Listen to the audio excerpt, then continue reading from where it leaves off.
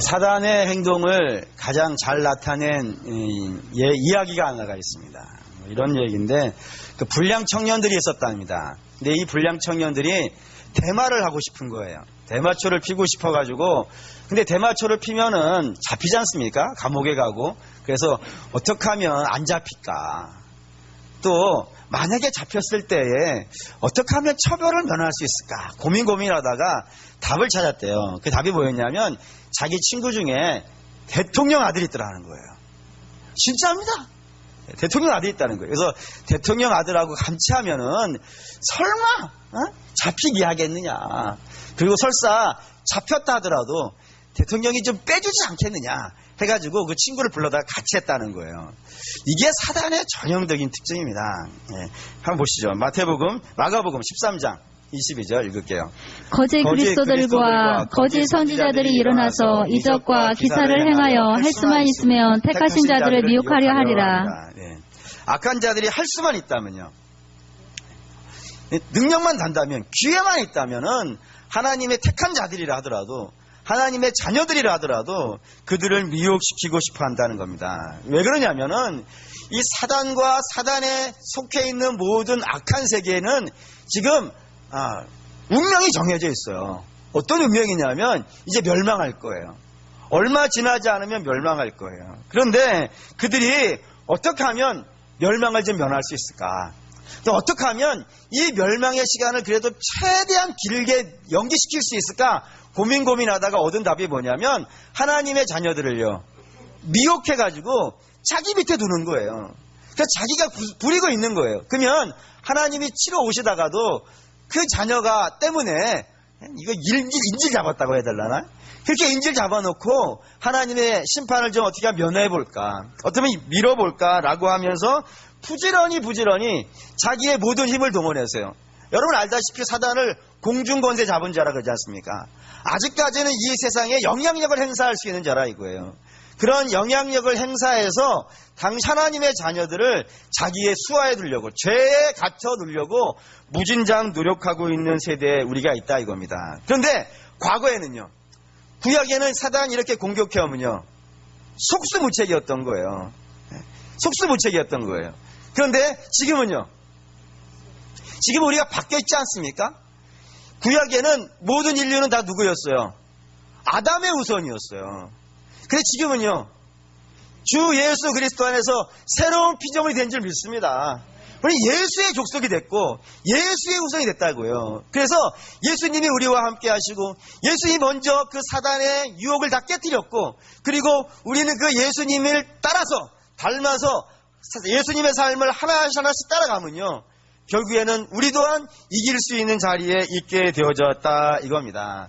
그게 이제 오늘 예수님이 당하고 있는 사단의 시험을 이야기하는 거라고요. 그래서 지난주에 이런 말씀 드렸어요. 첫 번째 시험은 돌이 떡이 되게 해보는 거라고. 이 말의 의미는 사단이 와서 이렇게 얘기한 거라 그랬어요. 인생은 몇 가지 문제, 떡의 문제, 배고픈 문제, 이런 것들만 좀 해결해주면 굳이 하나님이 역사하지 않아도, 하나님이 함께하지 않아도 능히 이 시대를요 복 있게 살아갈 수 있을 것이다 라는 것이 첫 번째 시험이었다고요. 그거에 대해 예수님이 하신 답이 뭐였다고요? 사람이 떡으로만 살 것이 아니요 오직 하나님의 입에서 나오는 말씀을 산다. 이 말씀은 사람은 의에 대해서요 전적으로 타락한 그런 죄인이기 때문에 떡의 문제가 해결되어진다고 해결되는 존재들이 아니라 이거예요. 죄가 해결되지 않고서는 아무것도 해결할 수 없고 그 죄의 문제는 전적으로 어디에 달려있다고요? 하나님에게 달려있다고요. 그래서 하나님 말씀 안에 있어야 되는 거예요. 그게 첫 번째 유혹을 이겨간 방법이었다 이겁니다. 두 번째는 이거였습니다. 사단이 첫 번째 시험을 이은 예수 그리스도를 어디로 데려가셨다고요? 어디로 데려갔다고요? 성전 꼭대기에 데려갔어요. 그리고는 하는 말이 여기서 뛰어내리라. 뛰어내리면 네가 하나님의 사랑을 받는 하나님의 자녀라면, 하나님의 아들이라면 너가 땅에 발이 닿기 전에 어떻게 할 거라고요? 천사들이 와서 너를 건져주지 않겠느냐라고 이렇게 물어봤다 이겁니다. 이게 시험이 있다 이거예요. 이 시험의 내용의 핵심은 이런 겁니다. 좀 전에 우리가 첫 번째 시험을 예수님이 뭘로 이기셨냐면 오직 사람은요 하나님을 의존하고 살아야 된다. 하나님의 아래에 있어야 된다라고 얘기했었는데 사단이 와서 다시 묻는 거예요. 그러면 네가 아래에 있겠다고 얘기하는 그 전적으로 신뢰하고 따르겠다고 하는 그 하나님이 진짜로 믿을 만한 자이냐 이거예요. 두 번째 시험이 그거라니까요. 네가 위기에 있을 때 정말 구원해 줄 자인가? 아니면은 단지 네가 가지고 있는 능력을 이용해서 그걸 이용해 먹으려고 하는 그런 신인가? 이걸 한번 하나님의 사랑을 테스트해 보라고, 하나님의 사랑을 의심해 보라고 라고 물어본 것이 사단의 두 번째 시험이었다 이겁니다. 이거 사단이 굉장히 즐겨 쓰는 방식이에요. 언제도 쓰냐면 늘 씁니다. 첫 번째 사람에게도 와서 쓴 것이 이거였어요. 첫 번째 사람에게도 사단이 와서 한 이야기가 뭐냐면 진짜로 하나님이 너를 좋아하냐는 거예요. 진짜로 하나님이 너를 사랑하냐 이거예요.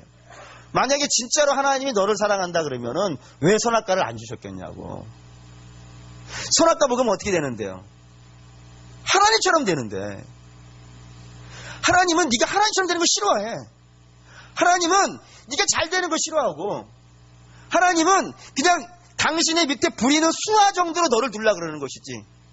그래서 에덴 동산을 맡기고 그 에덴 동산을 관리하는데 너를 종으로 쓰려고 그러는 것이지, 너를 절대로 좋아하는 분이 아니야 라고 얘기한 것이 이 선악과 시험에 있는 이야기라 이거예요. 근데 여러분 아시다시피 하나님은 우리가 잘 되기를 원하시겠어요? 잘 되는 걸 싫어하시겠어요? 뭘 보면 알 수 있어요?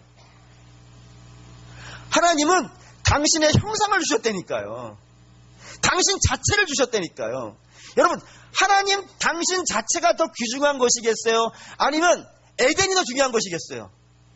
에덴 중요해요. 하지만 에덴은요, 하나님이 주실 수 있는 거예요. 그러니까 뭐가 더 중요한 거예요? 하나님이 더 중요한 거예요. 근데 하나님 당신을 주셨다는 것은 다른 것도 다 주신다는 얘기 아니겠어요? 근데 그걸 의심하라 그랬다니까요. 선악과를 안 준 거로 인하여서 하나님을 의심하라 그랬어요. 근데 여러분 알다시피 선악과를 왜 안 주시는 거예요?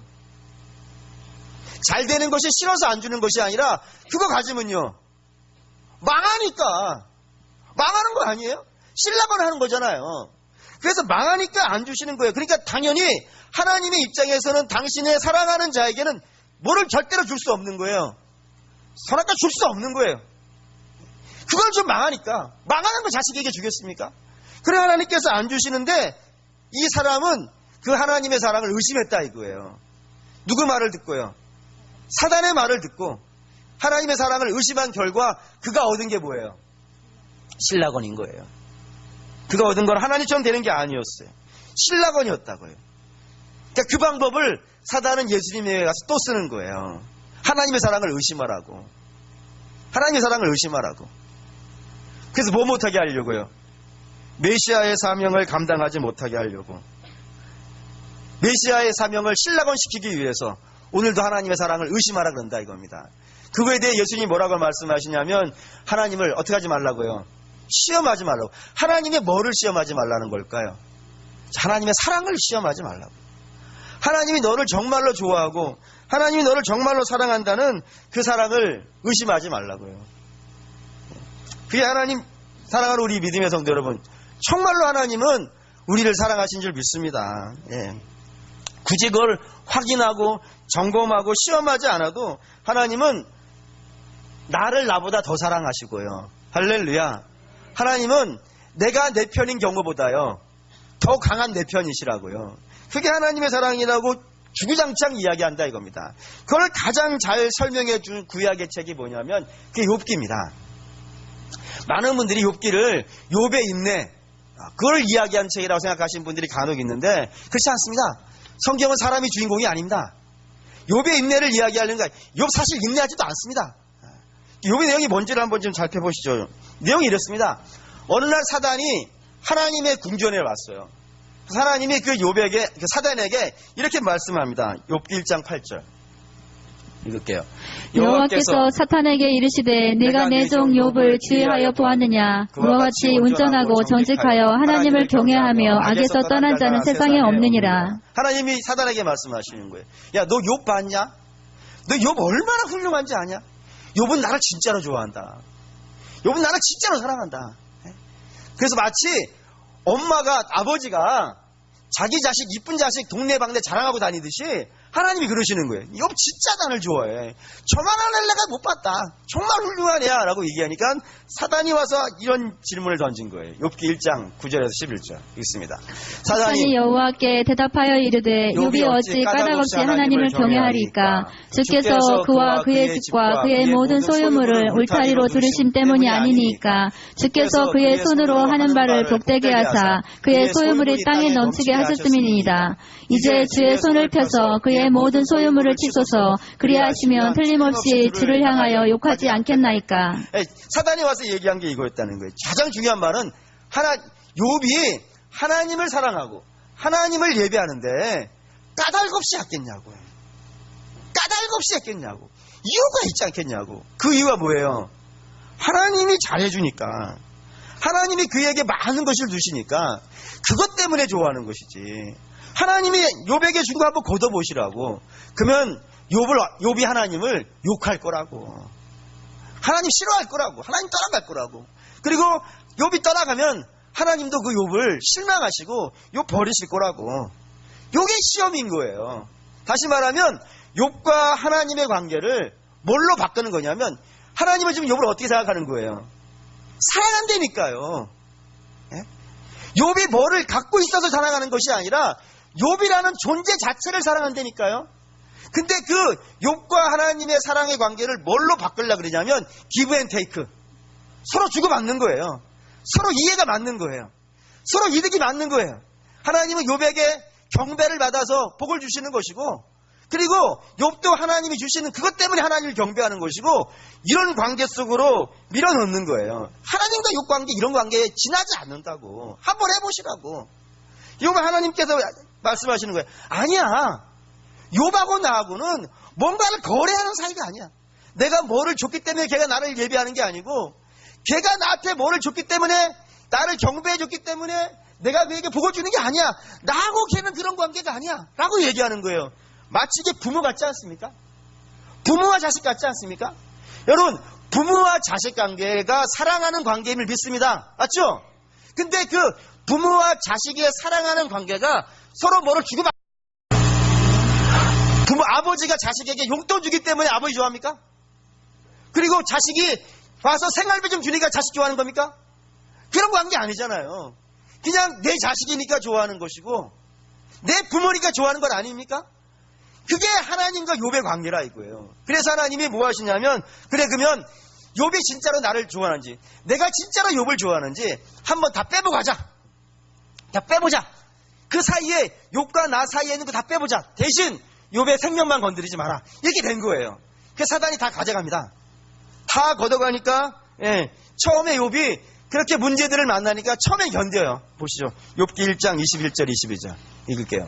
이르되 내가 모태에서 알몸으로 낳았사온즉 또한 알몸이 그리로 돌아가고일지라. 주시니도 여호와시오 거두시니도 여호와시오니 여호와의 이름이 찬송을 받으실지니이다 하고, 이 모든 일에 욥이 범죄하지 아니하고 하나님을 향하여 원망하지 아니하니라. 1장까지는 잘 견뎠어요. 1장까지는 참 잘 견뎠어요. 근데 그게 길어지니까요. 우리 엄마 있죠. 김병에 효자 없다 그러죠. 욥의 고난이 좀 길어졌어요. 그랬더니 욥이 이제 무너지기 시작하는데, 그 무너지는 장면이 욥의 친구와 욥의 사이의 대화에 등장해요. 이런 식으로 무너져 갑니다. 친구들이 와서 욥에게 묻는 거예요. 말하기를 뭐라 그러냐면, 야, 하나님이 지금 너한테 왜 벌 주시겠냐? 하나님이 너에게 벌을 주시는 이유는 지금 네가 알지든지 모르든지 간에, 부지불식 간에 네가 하나님께 뭔가 잘못한 것이 있을 거야. 그러지 않고서야 하나님이 너한테 이렇게 환난과 어려움을 주실 리가 있냐? 하나님이 다 걷어가시는 건 네가 분명히 하나님께 뭔가 잘못한 게 있어. 그걸 회개해야 돼 라고 얘기한 거예요. 그래서 욥이 뭐라 그러는 겁니까? 나 잘못한 거 없다고. 나는 잘못한 거 없다고. 난 하나님께 할 거 다 했다고. 하나님 예배할 거 다 했고, 봉사할 거 다 했고, 내가 하나님께 드릴 거 다 드렸다고. 근데 하나님이 지금 이상하시셨다고. 하나님 공연히 저러고 있다고. 지금 나한테 왜 저러는지 모르겠다고. 하나님 너무한 것 같다고. 그렇게 무너져 가는 거예요. 여러분, 이 두 이야기의 좀 공통점을 아시겠습니까? 서로 반대편에서 얘기하는 거죠. 친구들은 욥이 뭐 잘못했다고 얘기하는 것 같고, 욥은 나는 잘못한 거 없다고 얘기하고 서로 반대편에서 이야기하는 것 같지만 이 이야기의 본질은 똑같아요. 뭐라 그러냐면 하나님과 욥의 관계는요. 주고받는 관계인 거예요. 안 줬기 때문에 문제됐다 그러는 것이고 나는 다 줬는데 하나님이 문제 일으켰다 그러는 것이고 여러분 이게 무슨 관계냐면 율법의 관계인 거 아십니까?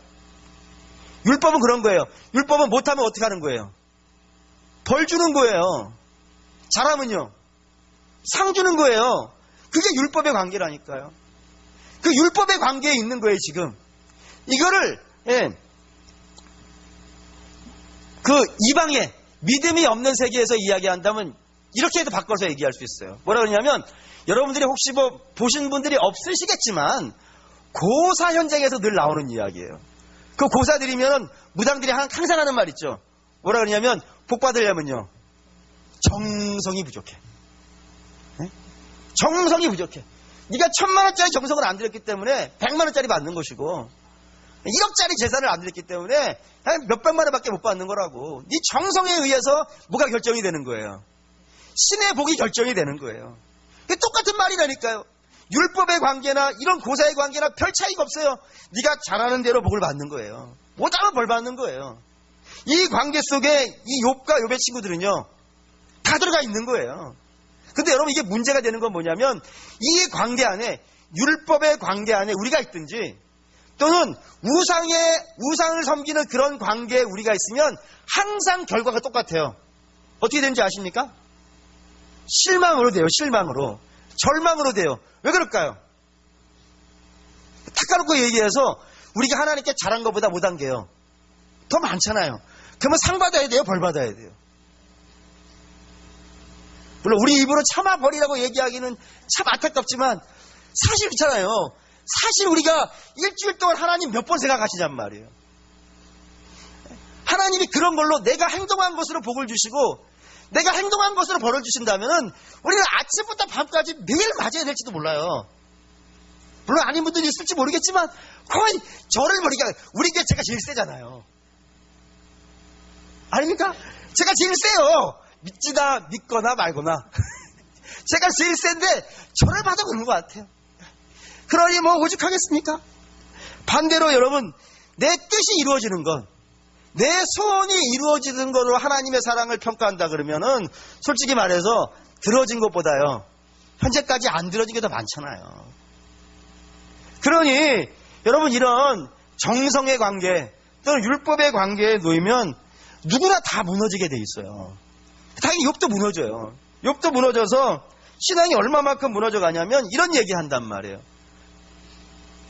내가 태어나지 말았어야 돼. 내가 그때 엄마 뱃속에서 죽었어야 돼. 이 꼴을 안 봤어야 돼. 여러분 이게 신앙이 아니에요. 욥이 이렇게 무너진다니까요. 하나님이 나를 원수 삼으셨으니 하나님이 나를 관역 삼았으니 나는 이제 죽었어. 나는 끝났어. 라고 절망으로 그 좋았던 모습은 다 사라지고 원망과 불평으로 가득 차 있는 것이 이 욥의 모습인 거예요. 그러니 사단의 말이 이런 거죠. 하나님이 주신 거 한번 걷어보세요. 그러면 욥은 분명히 하나님을 어떻게 할 거라고요? 욕할 거라고 정말로 욕을 했어요. 근데 사단이 틀린 게 하나가 있어요. 그게 뭐냐면 욥이 저렇게 하나님을 배신하면 하나님도 그를 기뻐하지 않을 거라고. 그런데 실제로 어때요? 하나님 말이 남아있는 거 아십니까? 사단도 떠나요. 사단도 이 장에서 사라져요. 부인도 사라져요. 다 사라져요. 자기가 그렇게 좋아했던 친구도 사라지고 다 사라져요. 인생은 다 사라져요. 여러분들이 가지고 있는 것 중에 여러분이 죽은 다음까지 가져가는 건 하나도 없어요. 여러분 내가 주인 삼고 내가 너무 좋아한다고 하는 것들 그거 잠깐만 내가 갖고 있는 거 아세요? 잠깐 빌려 쓰고 있는 거예요. 그거 다 사라질 거예요. 근데 다 사라지지만 내가 가지고 있는 건 다 사라지만 내가 죽은 다음까지도 끝까지 내 옆에 있는 건요 우리 주님밖에 없다 이거예요. 욥이 그런 거예요. 끝까지 주님이 남아있어요. 끝까지 남아있어요. 그래서 욥이 이렇게 회개를 하는 거예요. 욥이 인내했으면 회개하겠습니까? 욥이 회개를 해요. 42장 5절에서 6절 읽을게요. 내가 주께 대하여 귀로 듣기만 하였사오나 이제는 눈으로 주를 배움나이다. 그러므로 내가 스스로 거두어드리고 티끌과 제 가운데에서 회개하나이다. 이때까지 왜 욥이 회개를 하냐면 이때까지 자기가 하나님을 어떻게 알았냐면 내가 잘하면 그거에 대한 대가로 복을 주시는 줄 알았단 말이에요. 그게 욥의 수준이었다고요. 내가 하나님께 예배드리면은 내게 뭐 주시는지 그런 거래하는 관계인 줄 알았어요. 그런데 아니더라 이거예요. 하나님은 내가 뭐를 드려서 나를 좋아하시는 분이 아니고요. 나 자체를 좋아하시는 분이었구나. 나라는 존재 자체를, 내가 가지고 있는 재물을 좋아하신 분이 아니고 내가 가지고 있는 열심을 좋아하신 분이 아니라 그냥 나 자체를 기뻐하시고 나 자체를 좋아하시고 나 자체를 보면서 즐거워하셨던 분이었구나라는 걸 그때서야 알고 회개했다라고 이렇게 고백하고 있는 겁니다. 여러분, 신앙이라는 게 뭔지 아십니까? 신앙이라는 건 예배드리고 기도하고 중요해요. 이거 중요한 거예요. 예배드리고 기도하고 봉사하고 선교 다니는 거 중요한 거예요. 근데 그 두 번째예요. 첫 번째는 뭔지 아십니까? 하나님이 나를 사랑한다는 걸 아는 거예요. 그 신뢰 관계 안에 내가 있는 거예요. 그걸 신앙이라 그런다니까요. 이 신앙이 가장 분명하게 나타나는 것.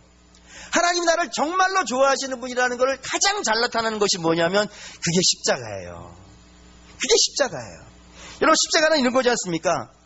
십자가는 원래 누가 져야 되는 거예요? 죄인이 지는 거예요. 그리고 하나님은 뭐 하시냐면 죄인을 심판하시면 되는 거예요. 그렇잖아요. 이게 율법이에요. 하나님이 죄인을 심판하면 그거 의가 세워진 거예요. 맞죠? 그렇잖아요. 하나님 법을 세우셨어요. 죄를 지으면 다 심판받는다고. 그러니 당연히 죄인이 심판을 받는 것은 정당한 것이고, 하나님이 정당한 심판을 행했을 때 이 땅에 어떠한 피조물도 하나님께 대해서 원망하거나 하나님 탓할 수가요 없는 거예요. 하나님 그렇게 하시면 되는 거예요. 근데 하나님이 그렇게 하시지 않으시더라는 거예요. 어떻게 하셨어요? 죄인이 받아야 될 그 죄값을 당신의 아들에게 다 주시고, 그리고 당신의 아들을요 죽이시더라 이거예요. 그리고요, 그 죽어야 될 죄인은요 당신의 아들 삼으시더라고요. 당신의 자녀 삼으시더라고요. 그리고요 왕노릇하게 해주시더라고요. 그리고 마지막에는요, 지금부터 시작해서 예수 그리스도 안에서 영생을 누리다가요 나중에는 천국까지 들어가는 사람으로 바꿔주시더라고요. 이게 율법이 아닌 거예요. 율법은 죄인을 죽이는 게 율법이에요. 근데 하나님이 우리를 대하실 때는요 율법으로 대하지 아니하시고 뭐로 대하셨다고요?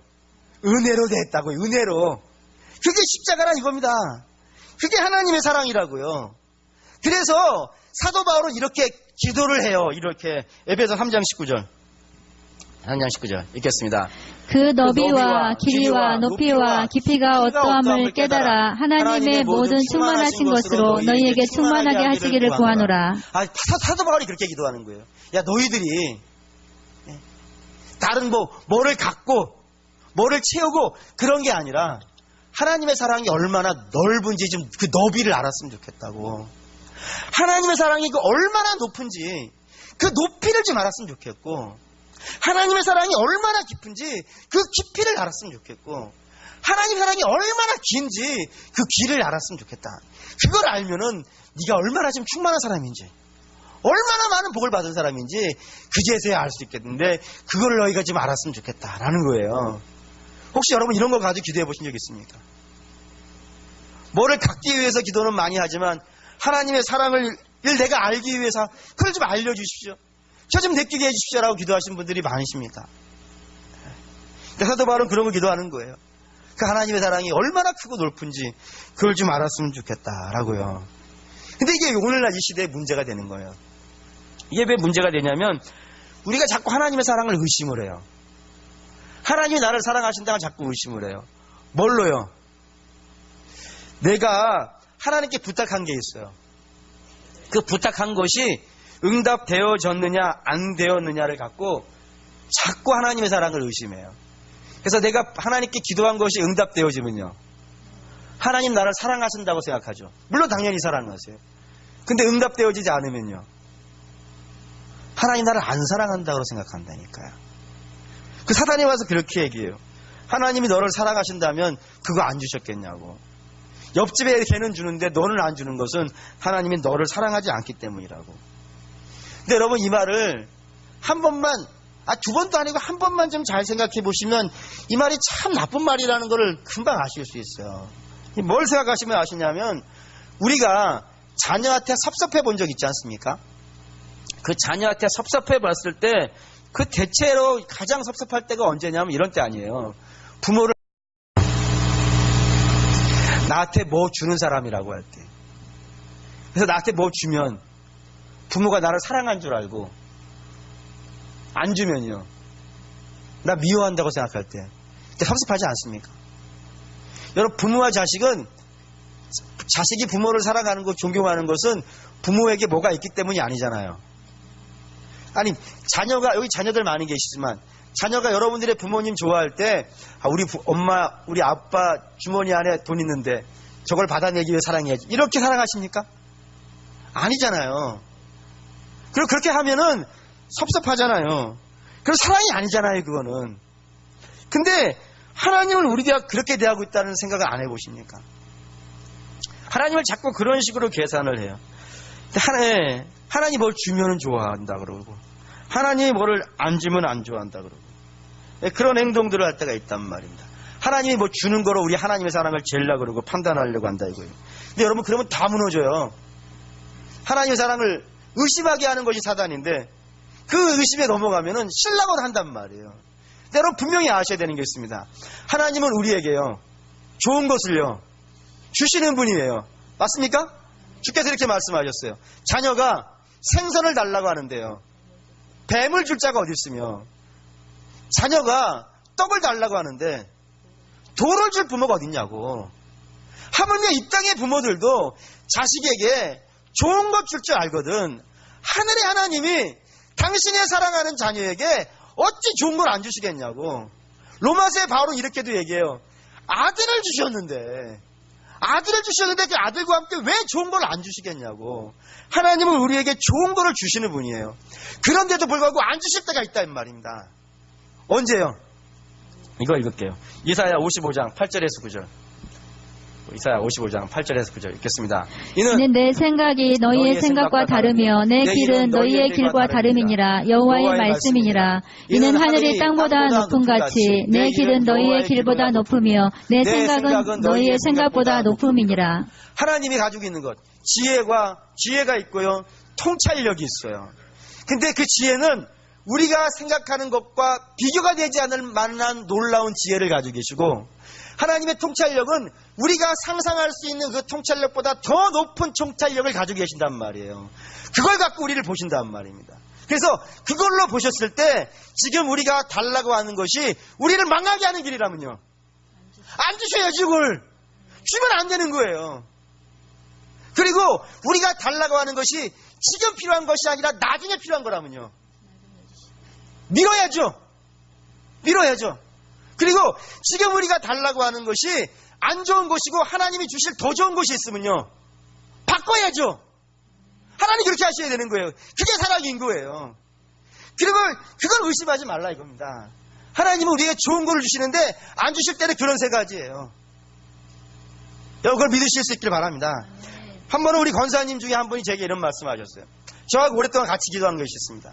자녀가 좀 이렇게 되어졌으면 좋겠다라는 소망을 갖고 같이 기도한 게 있었어요. 정말 부지런히 열심히 기도했어요. 근데 이게 안 된 거예요. 능히 난 될 거라고 생각했었는데, 전 될 거라고 생각했었는데 정말 많이 기도했거든요. 근데 안 된 거예요. 그래서 미안한 거예요. 저에게 기도까지 부탁해가지고 진행한 것인데 안 되니까 얼마나 제가 미안하겠어요. 너무 미안해가지고 얼굴만 이렇게 삐찍삐찍 쳐다보고 이러고 있는데 권사님이 겉에 그러시는 거예요. 목사님, 안 됐는데 상관없어요. 왜냐하면 하나님이 걔를 향한 더 놀라운 계획이 있음을 믿습니다. 우리 세죠? 한 번 우리 집사님이 이런 말씀을 하셨어요. 사업하는 집사님인데, 아니 당신은 사업이 잘 돼도 괜찮고 망해도 감사하다는 거예요. 놀랍잖아요. 그래서 제가 시기에 쳐다봤어요. 어떻게 이런 말씀을 하시나? 그랬더니 잘 돼서 하나님이 나타내실 역사가 있어서 감사한 것이고, 망하면 그걸 통해서 나에게 더 구원의 기쁨을 주시려고 더 나은 길을 제시해 주시기 위해서 망하게 하신 거니까 상관없다는 거예요. 저는 우리 교회 그런 교인들하고 신앙생활하고 있습니다. 저한테 말 안 해서 그렇지 않아도 여러분 다 그런 거 아니에요?